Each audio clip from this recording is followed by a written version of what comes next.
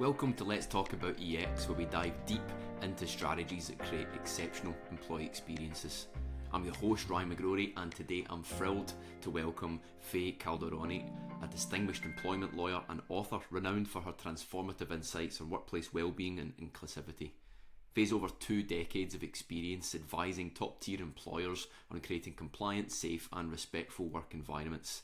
Today, she'll share the inspiration behind her latest book, Broken to Safe, and how it's setting a new standard for workplace culture. Join us as we explore how leaders can cultivate environments where every employee thrives. Hey Faye, welcome to the show. I'm delighted to have you on and speak to you. We've known each other for, I think, just over 2 years now.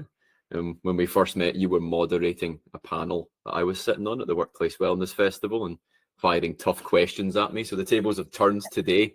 It's my turn. I'll start off with an easy one. How are you? I'm well, thank you, Ryan. So good to see you. We said we would do more together and we kept our word.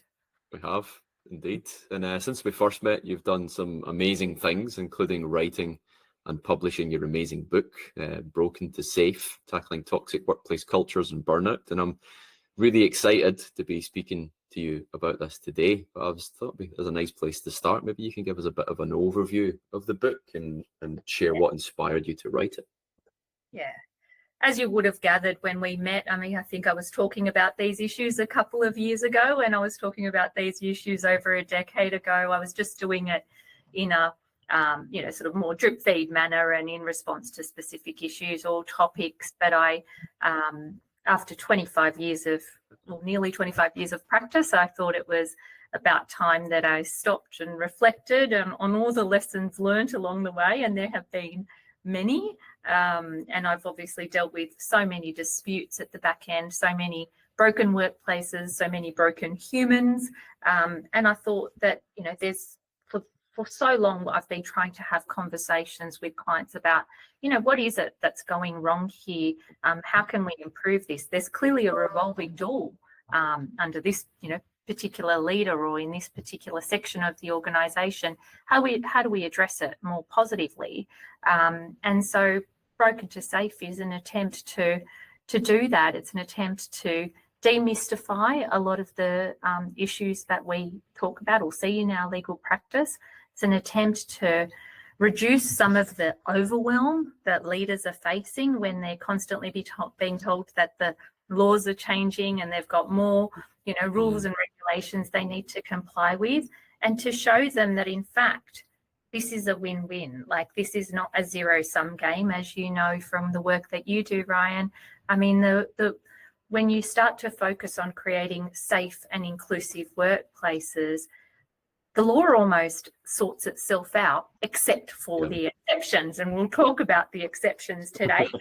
If we have inclusive workplaces, they're actually 5 times less likely to have discrimination and harassment. And that's data coming out straight out of the Diversity Council of Australia. But they're also 10 times more likely to have more satisfied employees, to be almost the same in terms of innovation, better customer service, and of course reduced turnover. So what we're ultimately working towards is achieving organisations that enable humans to thrive and in turn organisations to prosper while we tick the box on compliance. Sounds like a win-win. You make an observation in the book, and you just alluded to it before, that there's a lot of pressure nowadays on leaders. There's operational pressure, and of course there's the pressure that comes with managing organisational risk, as well as an increasing pressure on the legal burden that leaders have. So it's never been so high, you might say. I wonder, what sort of effect do you think it has on leaders? Yeah, we are really seeing leaders struggling. And when I say leaders, it's across the board. We've got SMEs, like medium-sized enterprises. We tend to deal with a lot more than smaller ones, given the size of our firm at the moment. But they're absolutely burdened because, it's a numbers game.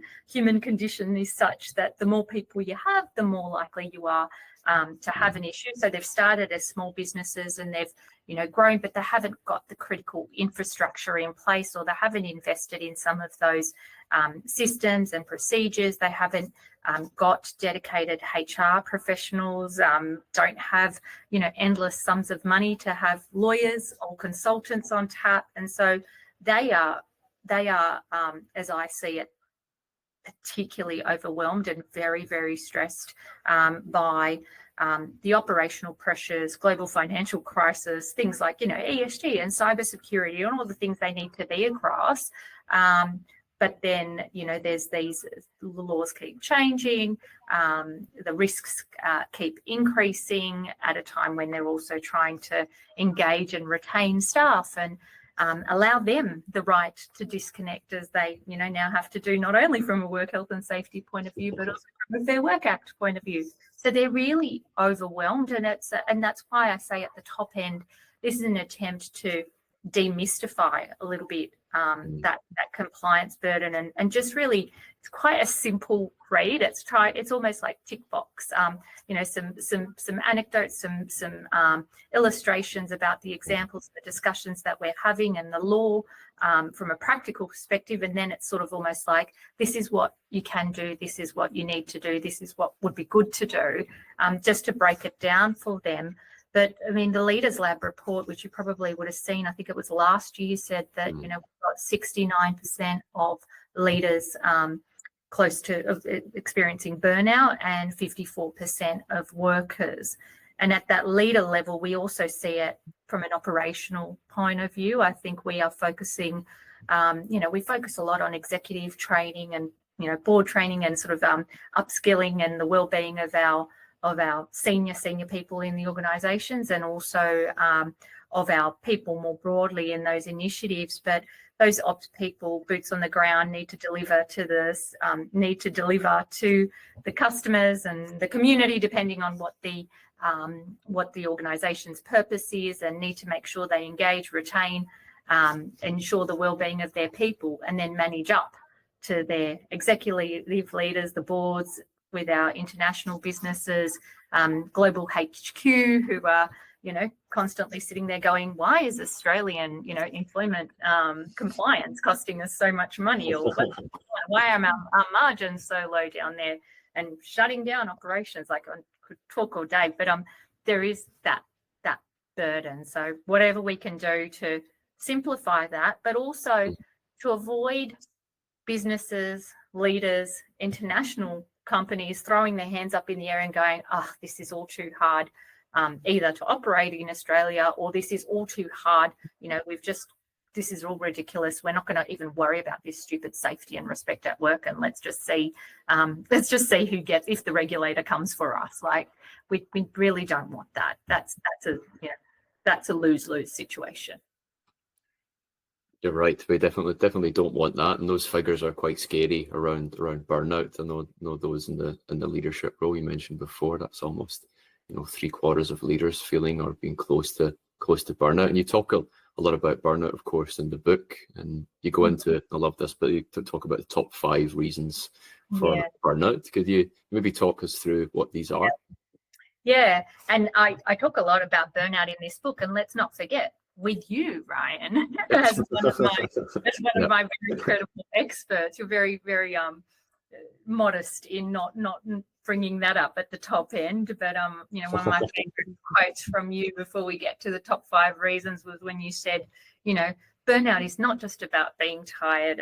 It's not a badge of honor. And I think that ended up being one of my headlines. Burnout is absolutely not a badge of honor, and we need to culturally make the shift that's the case. But some great tips from you in that chapter. But the top 5 reasons that you refer to there is that come out of the Gallup survey that is referred to in the book, and it was a survey of 7,500 people, so not just like a little drop in the ocean in terms of a test. It was a reasonable study, and they found that the top 5 reasons were unfair treatment, unmanageable workload, unmanageable time pressure, lack of role clarity, and lack of communication and support from leaders. And this really helped me to sort of be quite resolute in my desire to keep this book about tackling toxic workplaces and burnout. I know we both, went through expert authors community, and we've had discussions around sort of the premise of the book, and our topics with people within that community and who are amazing, and also with publishers along the way to publication. And there was some, initially some discussion and testing, and as there should be, of should this just be about toxic workplaces or burnout? There's lots of books about burnout that are self-help books. This is not it. I start at the top end with a little bit of a personal anecdote around burnout, but that's not, I'm not an organizational psychologist. This is not a, how do you stop yourself from burning out, empower you to stop yourself from burning out in the workplace. This is very much looking at the systemic and cultural drivers that lead to broken humans and broken workplaces, and of course burnout and all the mental health challenges that comes with them. And so they are toxic workplaces and burnout are inextricably linked, and that poor support, lack of support from leaders is a very clear example of that, as well as that unfair treatment. And when you do a dotted line from this data to the codes of practice in relation to psychosocial hazards, which now give us more clarity about our obligations, they don't change our obligations as the perception seems to be with some people. I'm like, these are not new laws. This is like, a code of practice, which is, anyway. But we know that. But you could, it's almost a dotted line, isn't it? Unfair treatment is organisational justice that's referred to in those. We talk about, the role clarity and, the issues like bullying, sexual harassment. They're all canvassed as psychosocial hazards now, and work health and safety regulators are also looking at those. And so it was really important to take a holistic look at what what happens in the workplace and how this can lead to burnout. And I think if there's some things I feel I didn't hit the nail on, but I think that link was very clearly made by the end of that book, writing yes. a book. I think it's just also demystifying it. I think people think burnout's so confusing, and when you add some confusing terminology over the top of it, it creates sort of mystification.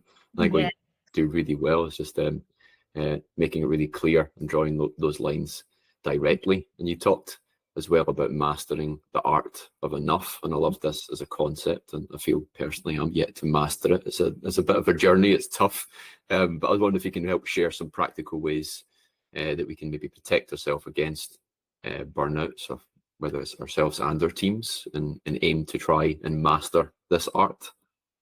I love the art of enough, and I wrote about it a little while ago in Tonic magazine, and it was just one of those things that came out of January. January is a great time for ideas. I don't know about you, but it was like, this year I don't want goals. I don't want to set New Year. Everyone's like, what's your New Year's resolution? I'm like, my New Year's resolution is to not have a New Year's resolution. My New Year's resolution have enough. And it was against the backdrop of a conversation with my sister. She's 4 years younger and a recruiter, but she's also cool and energized woman. But I can't remember what we were doing. It was something around the house, and she was like, or maybe we were talking about our Uber rating, something ridiculous. And she was like, man, it's hard being you. She goes, how hard is it waking up every day and giving 110% to every single thing? Like, I'm the sort of type A personality, big sister. And I'm like,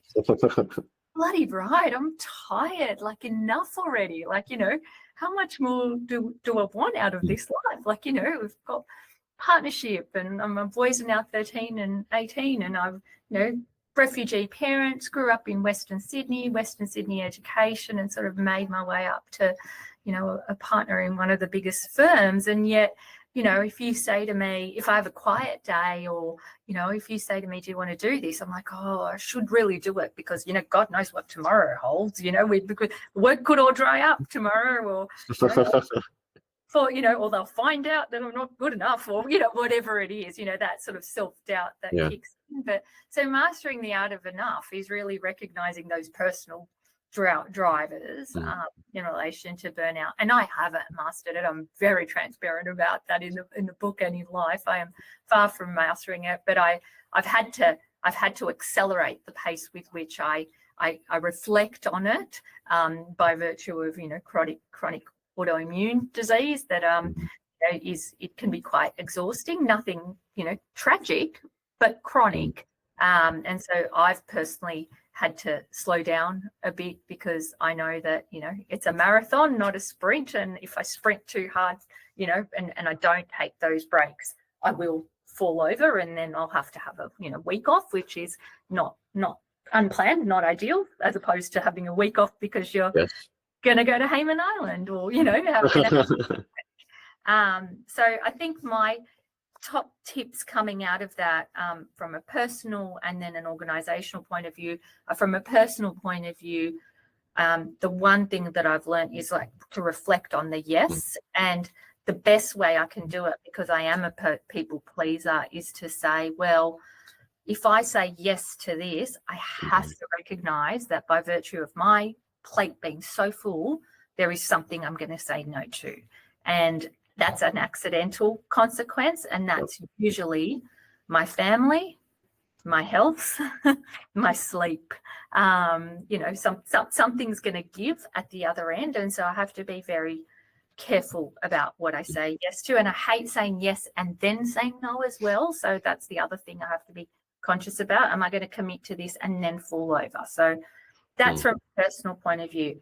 From an organizational point of view, I think we need to take a leaf out of, the book of sport, high performance athletes, because, this whole thing, it is a marathon, not a sprint. We are working longer. We are working harder. We are constantly on. We've talked about, workload and time pressures, and the way that we work has changed so much. There's just this constant connectivity and constant demand on us, and brain drain in the work that we do. And high performance athletes, they train for intense periods, and then they have, they have ramp ups, they peak, and then they come down, they rest, they ramp up, they peak, they come.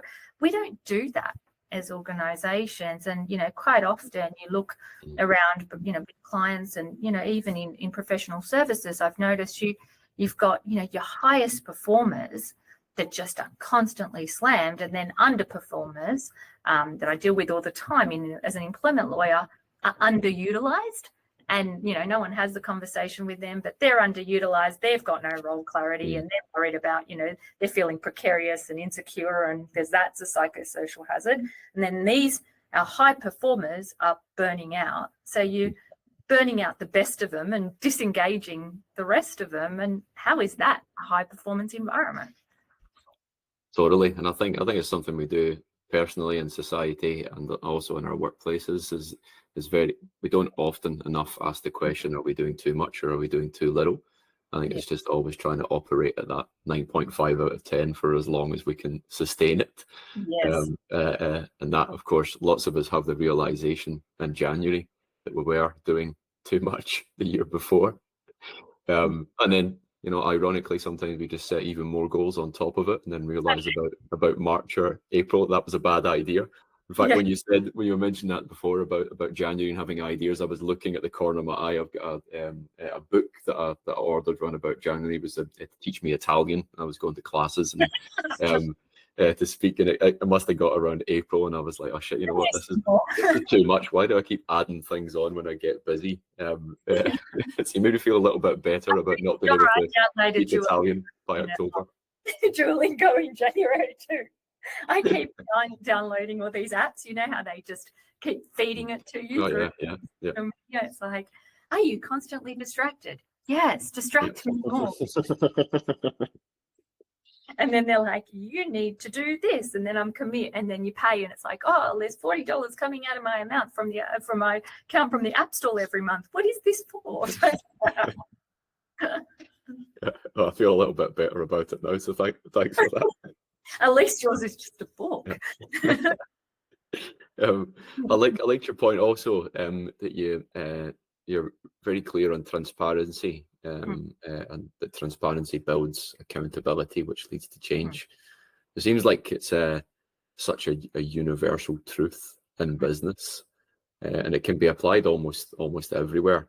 In the book, you mentioned this relating to respect at work laws and eliminating bullying, discrimination, and sexual harassment from the workplace, which a lot of workplaces and leaders are, or probably should be, working through this at the moment. So I wonder, from your perspective, what are the legal and broader implications for companies that fail to address discrimination, bullying, and harassment that help contribute to toxic cultures?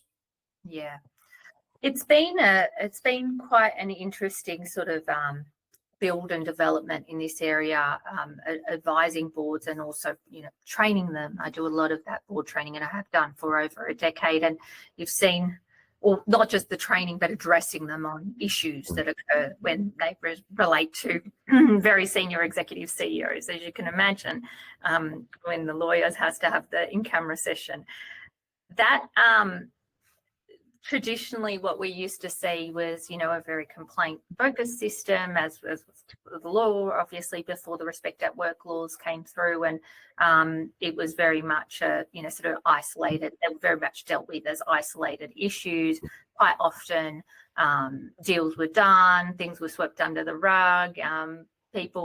Complainants often moved on or were moved on. Sadly, we know that victimisation stats were quite high, especially over a decade ago. Not to say that we've fixed it, but it's certainly the laws have developed to make it much more consequential, and boards with skills-based boards and sort of reputational issues, they're definitely reflecting on things a lot more.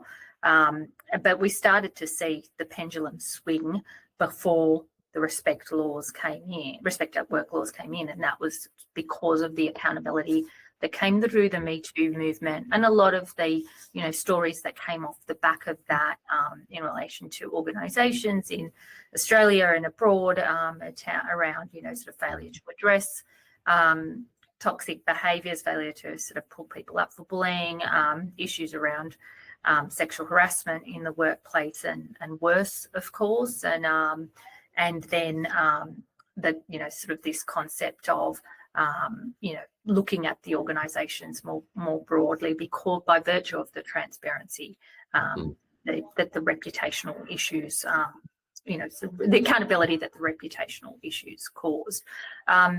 But then we fast forward, obviously, to the Respect at Work laws, and they have created a situation where what I've always talked to boards about is a beyond compliance framework. I used to say this is what you have to do from a compliance point of view, but beyond compliance, you've got to look at your leadership. You've got to look at the revolving door that's forming under these untouchable leaders, or these jerks, as we call them in the SAFE framework. We've got to look at, what's okay, great, this person's great for your top line. They're bringing in X amount of revenue, but how many people are you losing? What's the consequential loss? How many claims have you had? What are you dealing with? And what's the cost to the business, your culture overall? And then I would also talk about, obviously, broader cultural issues and wellbeing, and what this does for diversity, equity, inclusion. And that's really the premise, or the essence of the Respect at Work laws now, is that they put a fence at the top of the hill rather than an ambulance at the bottom. And they very squarely put the onus on organisations, and indeed leaders within them and boards, to make sure that they are taking those measures to eliminate unlawful conduct, which is obviously sexual harassment has always been unlawful, as has been discrimination and victimisation. But now they're looking at more, broadly, this concept of sex-based harassment, which is not necessarily sexual in nature, called casual sexism, and conduct that creates conduct that is hostile on the grounds of sex, or creates a culture that is hostile on the grounds of sex. And they're very much, cultural issues, broader systemic issues, and they're very The psychosocial hazards, of course, there's an intersection there, and work health and safety regulators are now knocking on the doors and, you know, investigating these issues as regulators, as is the Australian Human Rights Commission.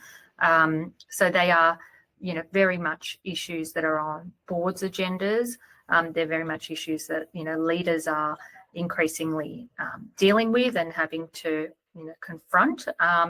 But also they're issues that I think, you know, more broadly, like I said, if we look at it from a proactive point and proactive compliance point of view, and we are creating diverse, equitable, inclusive workplaces, if we are leading with values like inclusion and respect, how can you be respectful or inclusive if you're bullying or sexually harassing someone? So by exception, you deal with the exceptions, and you're uncompromising in the way that you deal with the exceptions. You have to, you know, enforce policies and exit jerks, as we say in the E in safe. But the rest should be much more positive and proactive. And there's like a growing sentiment, I think, again socially, you know, amongst consumers, voters, and employees that trust is at an all-time low. And also, you know, trust and faith are kind of linked as well. So faith that things will turn around, or trust that people's actions and hearts are in the right place. And obviously this impacts a lot of things at work, a few of which you've met, or a lot of which you've mentioned: happiness, morale, culture, engagement, turnover, sense of belonging. Why do you think this is, and what do you think leaders can do to eradicate fear and build trust and actually impact the cultures positively? Yeah, I love this part of the book, and it's the part of the book where I learnt the most. It's sort of the things that I've been reading and learning about for years as a sort of just a consumer of leadership journals and information that is well beyond the law. And the concept of fear and the science behind fear, and the material that I put in the book around what Dr. Zach and Novak in their findings revealed is really some of the most powerful information in the link between these toxic workplaces and burnout. And I start with fear because fear is the antithesis of trust, which is what we're trying to achieve. And again, the research in the book is that fear and trust cannot coexist. It's one or the other, and fear is like, you know, poison. Once it's pervasive and once it's in your culture, and that's what, you know, the dominant emotion people are feeling when they walk in the room, that it's almost impossible for you to create a foundation of trust and psychological safety, which is what we need to ensure inclusion and high performance teams. And when you look at the phases of fear from a scientific point of view, and you'd be more familiar with these than I am, they talk about the alarm phase, which is where humans recognize danger and they prepare to respond to a threat. And then you've got the resistance phase, which is where they begin to restore their balance and recover. Their stress hormones decrease, but their energy and adaptability is still compromised. And then they go into exhaustion phase. And that's the impact of stress on the body, and it's sort of the sustained impact over time, and then the ability to resist sort of situations, and of course, you know, even physical hazards like illness are compromised. There's fatigue, there's overload, there's burnout. So fear being the cause or the consequence of behaviours like bullying, sexual harassment, hostile work environments, aggression, that undeniably links to burnout, and then dysfunction obviously also perpetuates. That was the other research that was very clear. You can't, you know, it's very difficult to ring fence it. You know, people look, it's that broken window theory. People think, oh, well, no one's looking. If he's getting away with it, then she can get away with it. If she can get away with it, then I can get away with it. And so you get that. And we know that from basic work health and safety remember back in the day when we were doing 101, sort of trip hazards from work health and safety, Yep. and you've got to pick up the small stuff because that's what leads to the big stuff. So we flip that on its head, and then we look at the data around trust. And like you said, trust is at an all-time low, and it's so hard. It's hard to earn, but it's easy to lose. And to earn it from where we sit, you need to make sure that you are consistent in the way that you guard your values. For example, people will say they buy into your purpose and they buy into your values. You need to maintain that consistency, and you can't compromise that, or you can't breach their trust in terms of you saying we're creating a respectful workplace or we're creating an inclusive workplace by then making exceptions.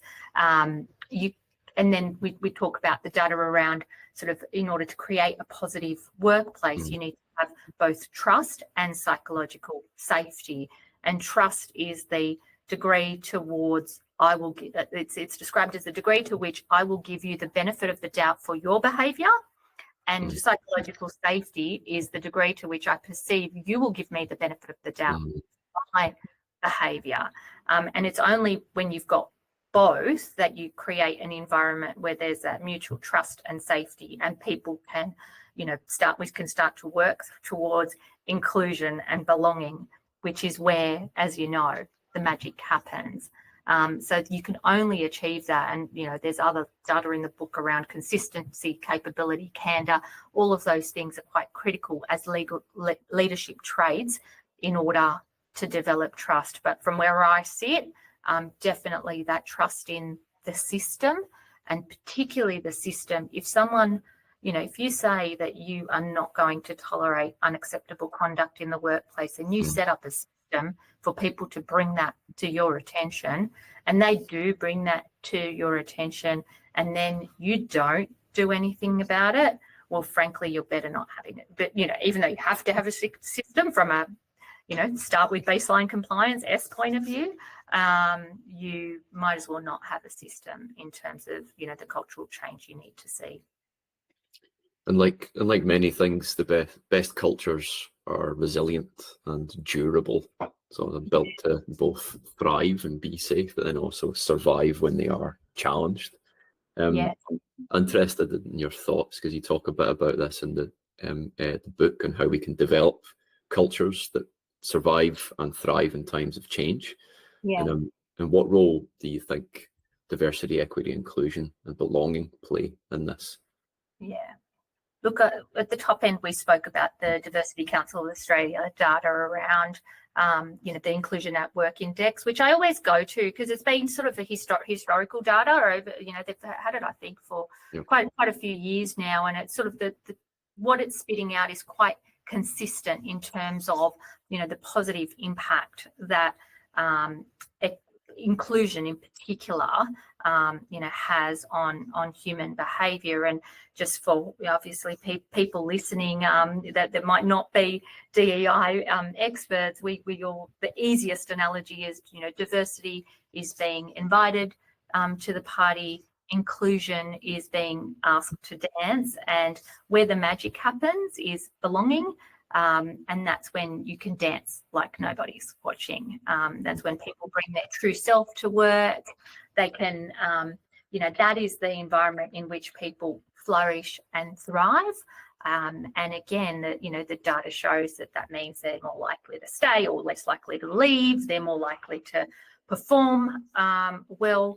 But they're also, what was interesting around that belonging data, and I don't know if anyone's ever looked further into it, I sort of reflected on it more recently when I was talking about it. It says that it's people are 18 times more likely, I think, to have pay increases, and then a significant amount as well, more likely to have promotions. So more likely to be promoted and more likely to have pay increases once you achieve that belonging. And so if to the extent that people that are not coming from from diverse backgrounds, or culturally, racially marginalised, our Indigenous people, disabled populations, to the extent that they are not mastering the art of belonging, as quickly as perhaps others are in the workplace. I do wonder the extent to which that then precludes promotion, advancement, increases things like the gender pay gap, because I mean, it's probably a bit of a hypothesis, and I'm not professing that I'm, even ever going to entertain a PhD. I'm way too burnt out and exhausted. I say no to PhD.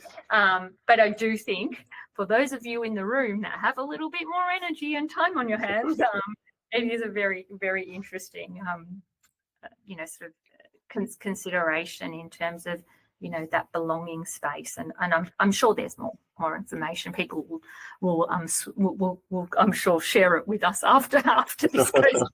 Yeah, well, that's a call out from Fay to anyone listening. If you're interested in researching that topic, she's gonna help you. She's not going to do all the doing, but she'll definitely help you because she's got an interest in it. So do I. That's awesome, Fay.